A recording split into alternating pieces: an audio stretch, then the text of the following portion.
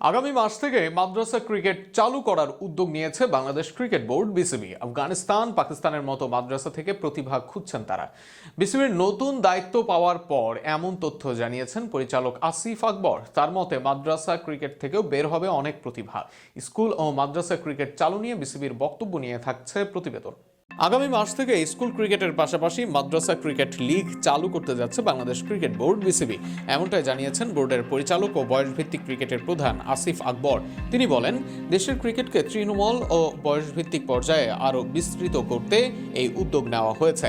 শুধু স্কুল নয়, মাদ্রাসার শিক্ষার্থীরাও যেন সংগঠিত প্রতিযোগিতামূলক ক্রিকেটে অংশ নিতে পারে, সেটি বোর্ডের লক্ষ্য। আসিফ আকবর জানান, আগামী মাস থেকে স্কুল ক্রিকেট ও মাদ্রাসা ক্রিকেট একসঙ্গে শুরু করার পরিকল্পনা রয়েছে। এরপর পর্যায়ক্রমে আন্তঃবিশ্ববিদ্যালয় ক্রিকেটও চালু করা হবে। তার ভাষ্য, দেশের অনেক খেলোয়াড় ও কোচ মাদ্রাসায় পড়াশোনা করেছেন।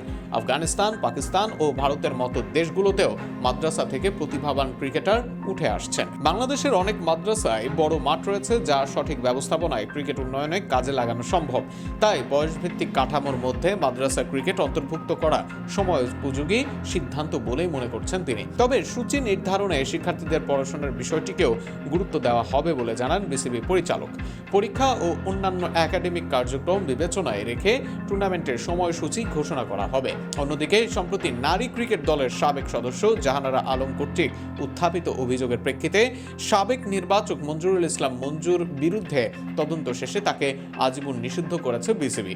এ প্রসঙ্গে আসিফ আকবর বলেন, বিচার প্রক্রিয়া সময় সাপেক্ষে হলেও তা সম্পন্ন হয়েছে এবং বোর্ড তাদের সিদ্ধান্ত নিয়েছে। এছাড়াও আন্তর্জাতিক ক্রিকেটে সাকিব আল হাসানের প্রত্যাবর্তন নিয়েও আশাবাদ ব্যক্ত করেছেন তিনি।